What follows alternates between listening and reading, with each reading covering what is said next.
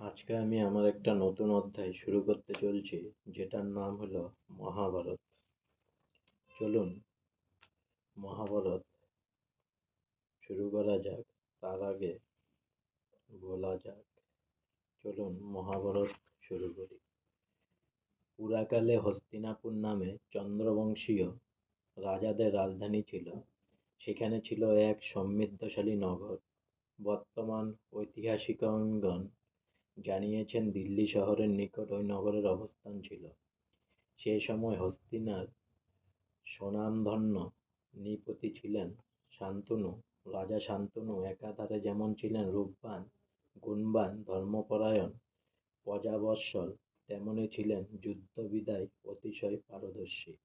তিনি গঙ্গা দেবীকে বিবাহ করেছিলেন। তবে বিবাহের পূর্বে গঙ্গা দেবী তাকে নিয়ে এক সত্য পালনের অঙ্গীকার করিয়ে নিয়েছিলেন। সত্যটি এরূপ, রাজা শান্তনু গঙ্গা দেবীর কোনো কাজে কোনোদিন বাধা দিতে পারবেন না। তার কোনো কাজের কৈফিয়ত তলব করতে পারবেন না। তার কোনো কাজে অসন্তুষ্ট হয়ে তাকে তিরস্কার করবেন না। যদি কোনোদিন রাজা তা করেন, তাহলে গঙ্গা দেবী তৎক্ষণাৎ তাকে পরিত্যাগ করে স্বর্গে চলে যাবেন। ফলে দুজনের মধ্যে আর কোনোদিন সম্পর্ক বজায় থাকবে না। এগুলি সত্ত্বে শান্তনু বিবাহ করেছিলেন গঙ্গা দেবীকে।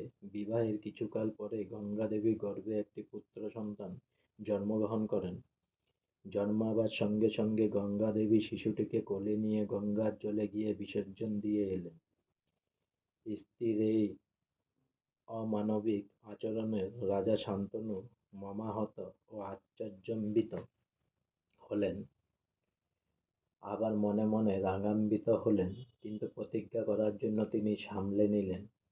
কোনো কথা বলতে পারলেন না। পরের বছর গঙ্গা দেবী আবার একটি পুত্র সন্তানের জননী হলেন। সেটিকেও তিনি তৎক্ষণাৎ গঙ্গাগর্ভে বিসর্জন দিয়ে এলেন। এরূপে পরপর 7টি সন্তানকে বিসর্জন দেওয়ার পর তিনি যখন অষ্টম সন্তানটিকে বিসর্জন দিতে যাবেন, তখন শান্তনু আর নিজেকে স্থির রাখতে পারলেন না।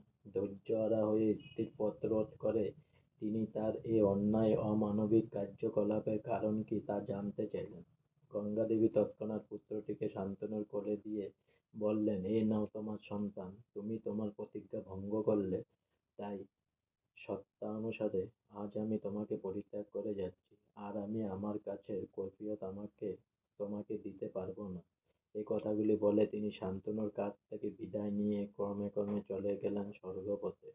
গঙ্গা দেবী বারবার এরূপ নিষ্ঠুর আচরণের একটি নিগূঢ় কারণ ছিল। স্বর্গে যেসব দেবতারা বাস করেন, তাদের মধ্যে 8জনকে বসু বলা হয়। ওই অষ্টবসু একবার এক বড়ই দুষ্কর্ম করেছিলেন। তারা বশিষ্ঠ মুনির কামধেনু নামক গাভীটির গুণে মুগ্ধ হয়ে গাভীটিকে চুরি করতে বশিষ্ঠ মুনির আশ্রমে হানা দিয়েছিলেন।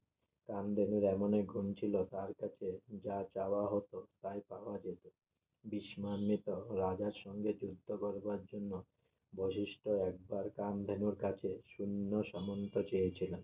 সঙ্গে সঙ্গে গাভীটির দেহ হতে সহস্র সহস্র অস্ত্রধারী শূন্য বেরিয়ে এসে ভীষ্মামিত্রকে বিতাড়িত করেছিলেন। এমন গাভীর লোভ দমন করা সহজ কথা নয়।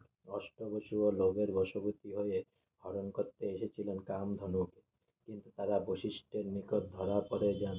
বশিষ্ঠ ক্রুদ্ধ হয়ে তৎক্ষণাৎ তাদের অভিশাপ দিয়ে বলেন, চুরি করার প্রবৃত্তি হয় মানুষদের মধ্যে, কিন্তু দেবতাদের মধ্যে নয়। মানুষের মতো যখন তোমাদের স্বভাব, যখন তখন মানুষ হয়েই তোমরা মর্তে জন্মগ্রহণ করো। অষ্টবসু তখন শাপমুক্ত হওয়ার জন্য বশিষ্ঠকে অনেক অনুনয় বিনয় করতে লাগলেন। তাতে বশিষ্ঠের মন বিগলিত হল। ওই 8জনের মধ্যে একজনের অপরাধ ছিল গুরুতর। প্রকৃতপক্ষে তারই প্ররোচনায় অপর 7জন কামধেনু অপহরণে সম্মত হয়েছিলেন। সেই কারণ ওই দোষী দেবতাটির উপর বশিষ্ঠের ক্রোধ বিন্দুমাত্র প্রশমিত হল না।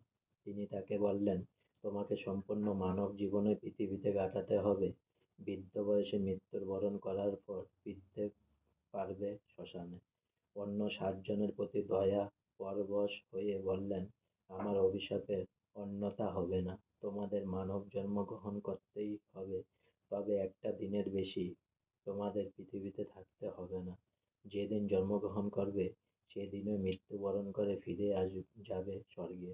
তখন রাজা শান্তনুর সঙ্গে গঙ্গা দেবীর বিবাহ হয়নি, কিন্তু এই বিবাহের স্থির হয়েছিল বহু পূর্ব হইতেই।